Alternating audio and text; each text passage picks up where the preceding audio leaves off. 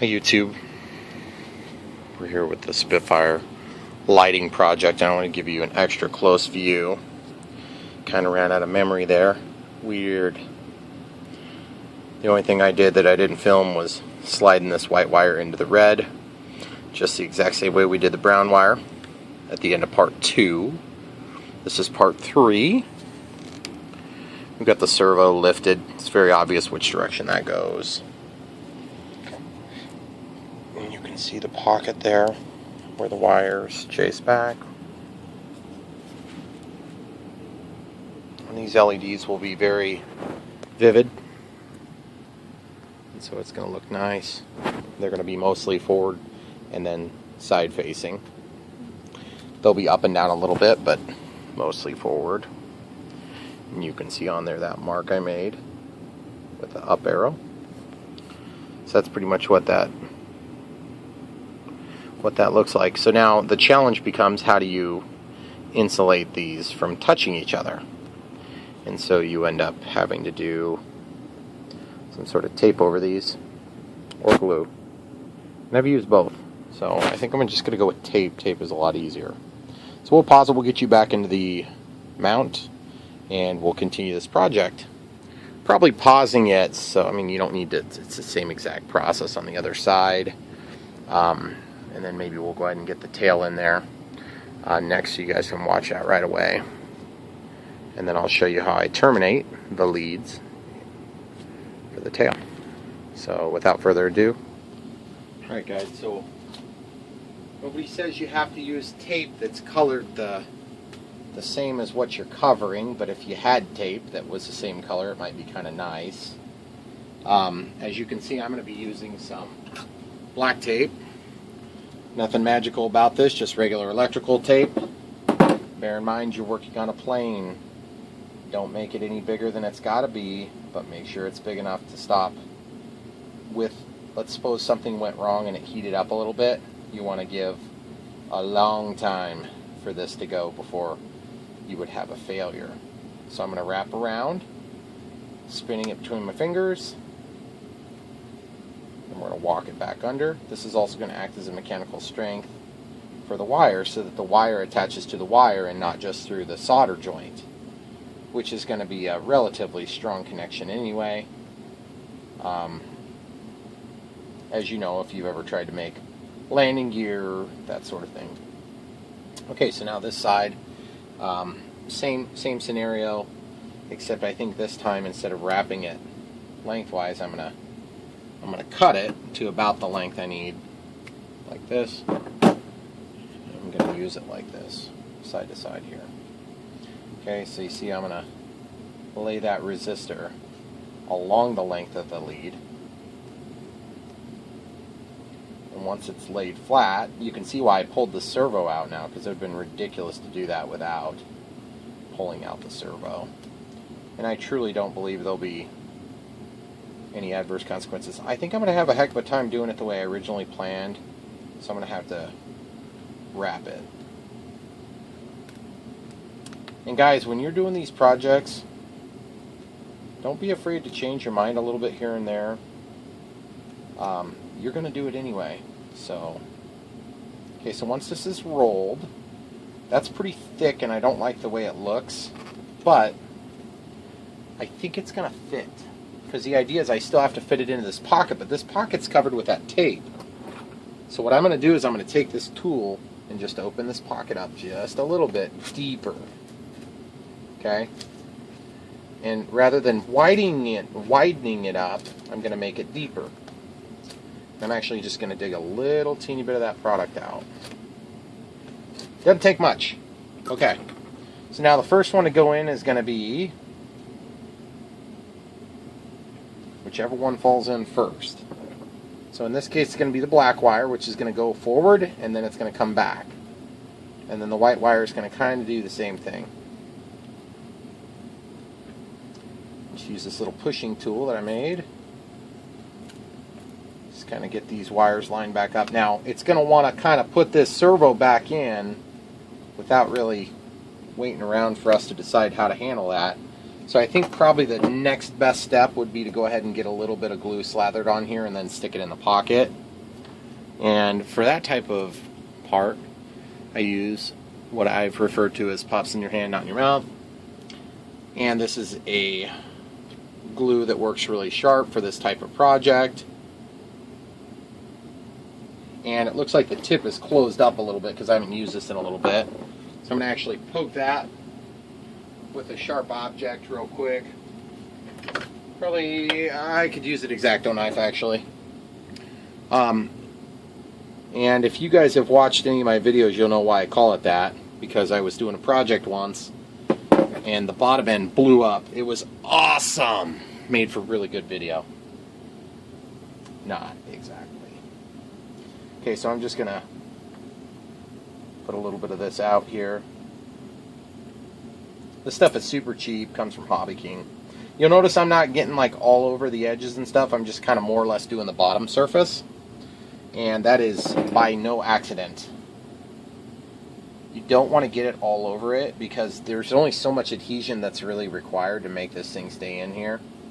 The other thing we could do that'd be kind of handy would be to get that control horn back on there, but I'm just not 100% sure I'm going to do that because I can't guarantee it's going to be lined up properly. Okay, so you see what I've done there? Now I'm just pushing it in. Okay, so now that it's in place, we need to get the rest of these wires tucked in. That should be pretty straightforward procedure, hypothetically. You see how that brown wire is coming first. So we want to try to tuck that back in, just let it walk back in. And this white and black wires are the wires we added. Normally I'm usually a little bit more disciplined and I won't tuck all this stuff back in before testing it, but you can see how much of a bearcat it's going to be to get this thing energized while we've still got it all torn apart because the plane is upside down and the battery hatch is on the front. Okay, so not wanting to squish that back in there very good, but we'll get it. Okay, now I'm supporting behind the plane so that as I press those wires in, they press in somewhat evenly. Okay, it does not need to be pretty, but this will show right now. So I'm hoping that as it relaxes, that is the foam relaxes, I'll be able to kind of force that back up. Okay, so that's all she wrote right there. So now the next step would be to take these forceps, and I actually am going to,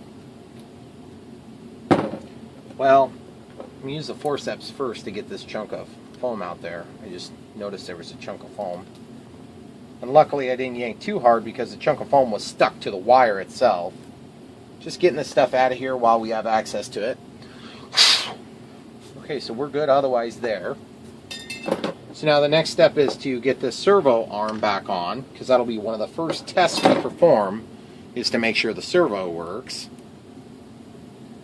Okay, so one trick is you can feed this in, and that'll hold the screw for you as you drop this back down in to your cavity. Once you get it halfway lined up, then you can turn it a little bit. Now if you start torquing this, it's going to spin it, but that's fine. You've already positioned it correctly, I think. It's actually kind of hard to be 100% sure until you turn it on and actually fly it technically, but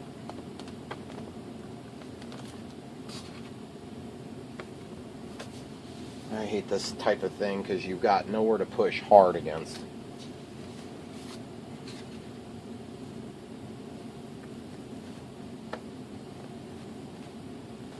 Okay, so that's tightened enough for what we need. Now it's just a matter of,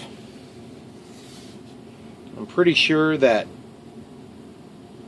that's got to be where it was.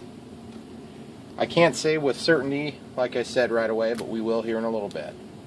So now I'm going to very carefully put things back in place, peeling this tape back. Okay. I'm just going to lay this down nicely, walking from the finished edge back to where it goes. You see, even with being careful, it still has some grooves and bumps and stuff in it. But really, that tape re-adhered better than usual on this project. I'm not sure what I did differently, but I think it looks pretty good. So now it's just a matter of going ahead and getting a battery into this thing and seeing if it starts up the lights and the servo. So we'll go ahead and pause it while we get that set. Alright guys, we got our throttle cut on. We got our Spitfire working. Just to demonstrate, they're on. And of course the LED. It looks good. I'm happy with the way it turned out. So, not super directional yet, but I'm looking at it from here and I can just barely make it out. From the front's going to be super obvious. From the back is going to be a little bit less obvious. I'm just going to lay it down here and see if I can see it from the back. There is a spot where the wing obstructs it from straight back, so that's why I wanted to have such a bright tail light. But anyway, looking nice. It's looking good. I think it's going to work well. While we've got this thing on, we could go ahead and get a little CA on there. Got some CA here. Got some kicker here. This is going to be medium foam safe.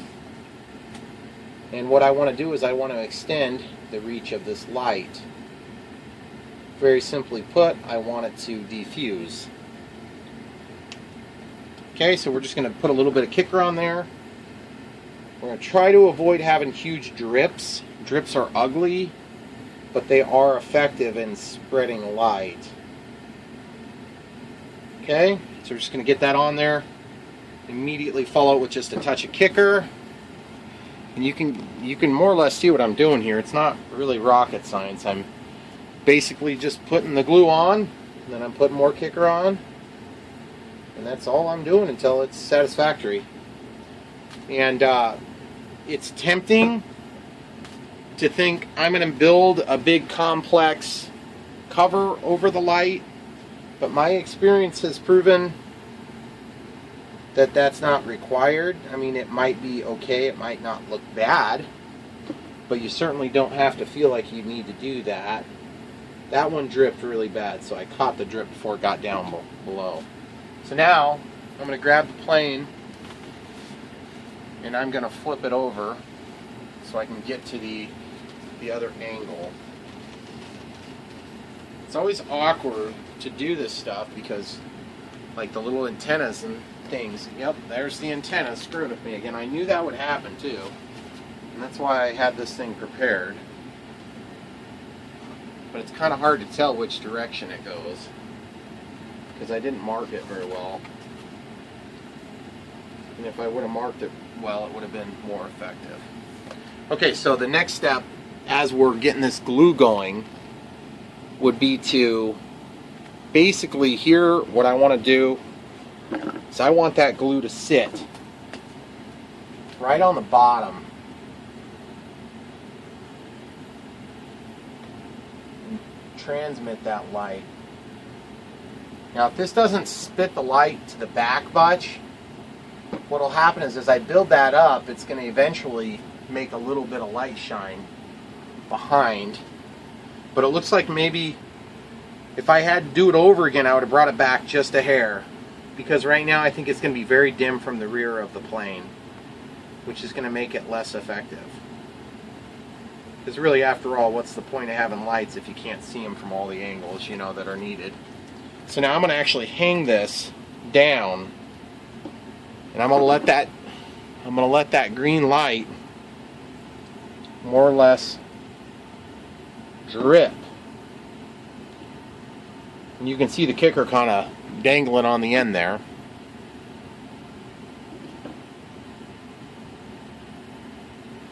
Just going to catch that kicker. And you can see there how bright it is when it's pointed right at you. Of course, the exposure of the camera kind of screws that up a little bit. But the idea is when this thing's going away from you, you don't want it to be blocked by the tip of the wing. So probably give a little more attention to that as we go. But for now, we'll go ahead and pause the video and we will either start the tail or we'll start the other wing tip, and we'll show you when we've got the tail going. Alright folks, we're back with the Spitfire. We got the red and the green lights done, and they turned out really nice so far. Might have to do some fine tuning after the first flight, just to, you know, because that's when you figure out if you actually are distributing the light in all the different directions you want to distribute it. So now what I'm getting ready to start on is the tail light, and the tail light is a very critical part of this operation. And so originally I had planned on kind of putting it on there, and that's why I picked gray colored wire. I think at this point there's nothing that's prevented me from kind of executing that plan. So I'm still going to go ahead and do it that way, I think. The only thing bad about this flat style of LED is that it's not a round LED, obviously, so it's not going to look the same as if I were to use a dome-shaped LED. So I'm a little bit tempted to maybe just put it below. But I can also take this and very carefully supporting on either side of the LED, I can actually take and bend these so that it will point in the different directions, and I'm supporting that top and bottom with the pliers. And the idea is I want to bend this solder joint so I can get that hook shape to it. But I felt like almost a little bit of a pop there, so I'm going to just put these back on the LEDs, back on the breadboard to test them real quick. Okay, well, I'm glad I did that test because the last LED out actually broke free from my solder joint, so I was able to fix it while it was detached from the plane, which is a whole lot easier than trying to do it once it's on here. That being understood, once it's on here, you get a lot more structural support from all the surrounding area. So it's important that you get it mounted as quick as you can to mitigate the risk of damage. And the other thing is you want to hold these things and support them as you bend the wire. Okay, so we want that light to predominantly go down, but really what we'd prefer is to have the light go in all directions. So this is going to be suitable. When we're done, it's going to be a little bit of a glob of molten plastic looking stuff. And now I just need to decide, I think I'm going to go ahead and cut a score into this rudder. And I think what I might do is get a brand new blade. It always seems to make it easier. Alright guys, back with a fresh, brand new, unused blade. And I'm just using my middle finger to support the blade squarely. That way I get approximately the same amount of bite all the way down the length. Now I'm going to take and bite just a little teeny bit to the left and to the right, potentially. And if that doesn't work, I'm just going to pivot the blade so that I bite a wedge out. Okay, so now I'm going to go the other way. And I'm just barely getting any of it, which is what I want. Okay, so now that we've got that, we should be able to just run the blade backward and peel out the product that we're trying to remove, which is just a little bit of foam. Of course, we're going to glue that back together anyway. Okay, so once that's done, we should be able to test fit, but we do need to open up the pocket just a little bit, so I'm going to get that very fine bladed flat screwdriver. Just going to run that through. It's going to make the finish get a little bit screwed up, I think, but that's fine. Okay, so you can see how that's going to work. It's going to give us a nice neat pocket to insert the cable.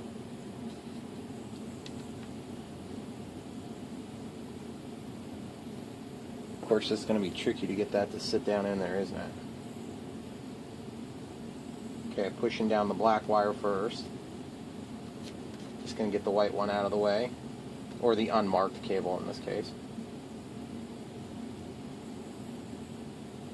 Just walking it into the channel. And once it's walked in, then I can go back to the start and walk it in deeper. You see how it's wanting to buckle up out of there? You can just grab that cable and just pull it. It'll slide down into that channel nicely. The idea is, of course, you don't even want to know that this is here, the wires. Ideally, you would just drill all the way through the rudder, but this plane's just not going to have that. They never seem to work quite that easy. So now what I need to do is I need to pull a little bit back toward the LED because you can see it's not quite lined up perfectly. And so I'm going to very carefully attempt to do that. And I don't know if it's going to work. It's kind of scary actually because this could screw up a lot. So really what I need to do is get a hold of this and pull. Oh, that's not fun.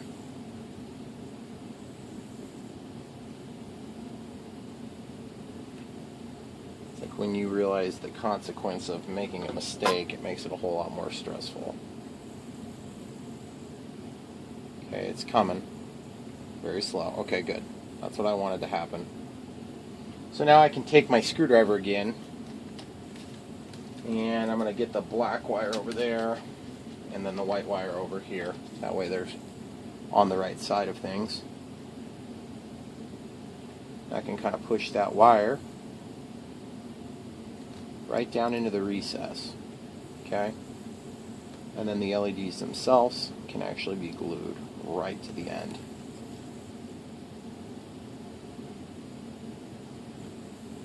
Now I can push it down a little bit deeper. Now that we've more or less got that in place. Okay?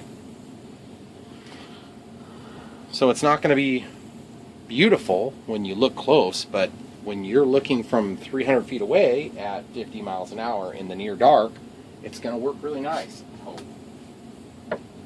So, at this point I want to get some security into this joint.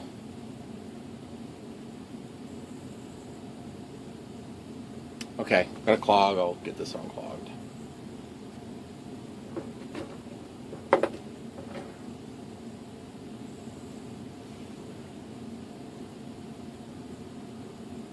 Alright, guys.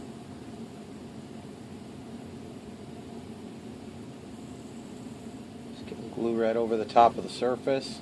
Getting a little bit glue in the crack. And we're going to get a kicker on it, but we're going to operate quickly. Lick a finger, push down the LEDs to the approximate location you want them. Work quickly at this step.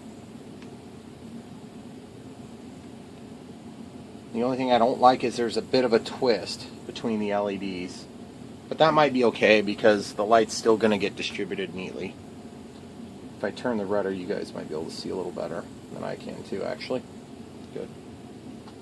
You can kind of see how that's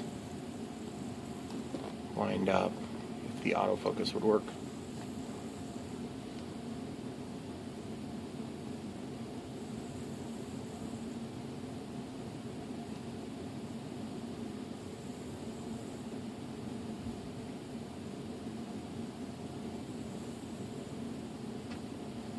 So now that I've got that glue spread into the crack, I can kind of fold this flat back down. Lick your fingers and give it a little bit of a squeeze shut. A little bit of kicker, a little bit of squeeze shut. Wipe it on something you don't care about. There you go. Now your wire it's down in there protected well. And it looks nice. And from 200 feet, you're not going to know, but from right up here, you're still going to have a hard time telling. So that's the idea, is if you can keep it so it's real difficult to tell it's there, that's the best of both worlds. Okay, so now we just need to continue that process all the way up the tail. And just getting a little bit of CA in here. I'm trying to maintain that paint. That paint is pretty, and I want it to match neatly. So I'm actually going to let that sit for just a second before I put the kicker on it. And that will kind of help a little bit.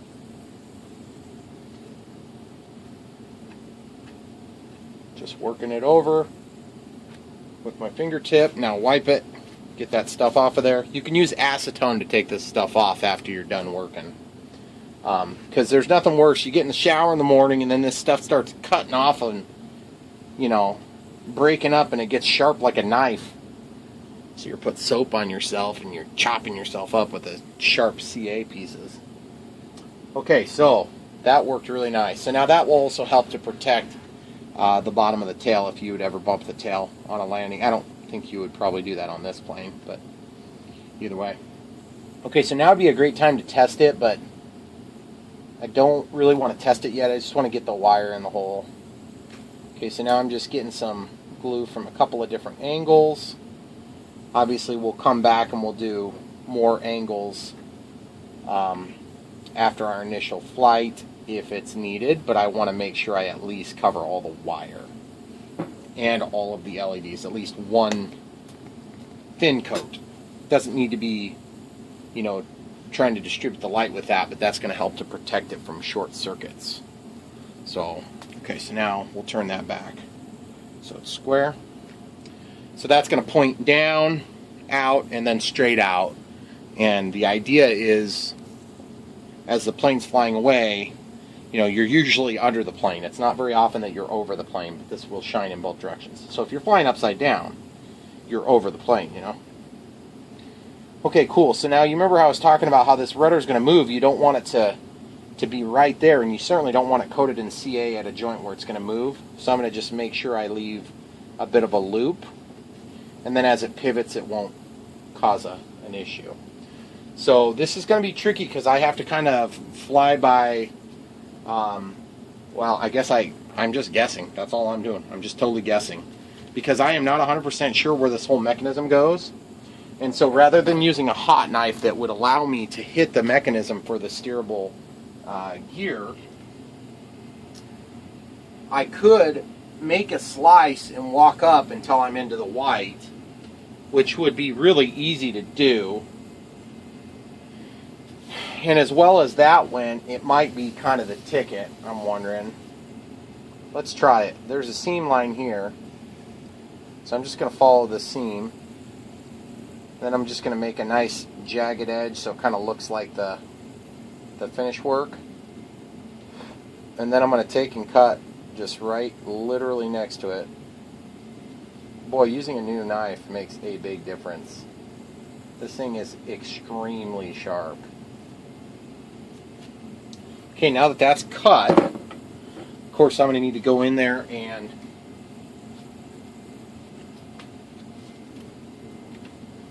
get that pulled out. So we're going to use a fine bladed screwdriver. We're just going to walk that out as much as it'll go.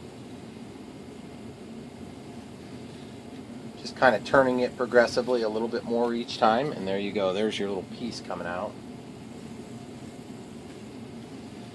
And I can probably take and then ride that into the inside of the plane at the end of that area, but for now I think I want to just see if I can get the wires in it. It may not be wide enough. So you see my little loop, almost looks like a drip loop.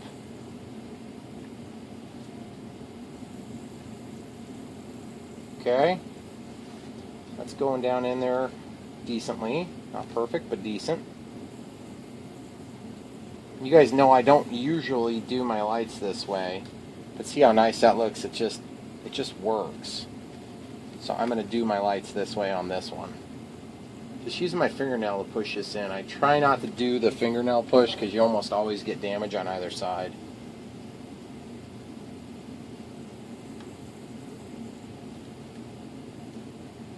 Okay, so just pushing that in, pushing that in, pushing that in. And that's going to work really nice, guys. I'm probably just going to do that right up until I get to this first white line. I'm not sure why I didn't continue there, but that was kind of stupid.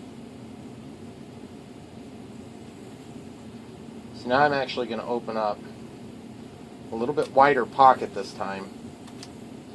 And the reason being is because then I can get my blade in there. And I can ride this blade right into the middle of the fuse. Just got to get that pulled out a little bit so I don't make a mistake. Just pushing, not spinning.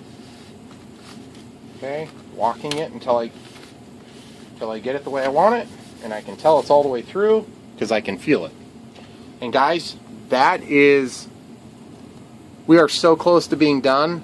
I'm going to fish this wire through and I'll pick it up when I get it on the other side. Alright guys, so I got that wire through. Now I just need to take this bind plug, and basically I need to take and move the one lead over so that it matches up with what we would normally expect for power and ground. Okay, so power is the middle and ground is the left. So I just grabbed this little pigtail here. So I need to take this out and move it over one. So what we can do is we can take this and lift up the pin here. Once we lift the pin up, then this comes out and then we can slide it back in. And there you go. So now that would short out your receiver, so you wouldn't want to plug it in like that.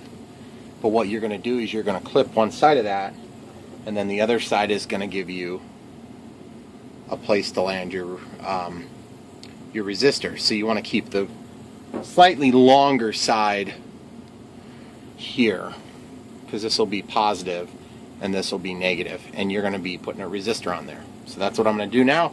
I'm going to take the resistor that we sized up earlier and get that soldered on here right quick. So guys, here's our current limiting resistor, which you'll notice is on the side where the brown would be, and then the positive lead is ready to receive the wire. So that's all you got to do there, and then we just land the wires, cut it to the appropriate length and land them. Just using some medium CA to fill in the gap here, and a little kicker so it can set up. So now we just need to take our heat shrink and slip it over the negative lead, and our heat shrink and slip it over the positive lead, and then land our bind plug on it, which should be a pretty simple process. And then once we're done with this, not landing the bind plug on here so much, but a plug that will be received by the bind plug where we're going to tap our power. Or you can just use a Y cable on any of the other servos. So that's the way that's going to work, and it's going to work great. It's going to be a fairly easy process. And guys, if my memory runs out, the next video is going to be the flight video. And I suspect we're going to do it today if the lighting works out well. It looks like it's going to be dark, so it should be about perfect. So you can see I just got to solder those leads together. We're going to do that right now. There you have it, guys. White light, red light, and green light.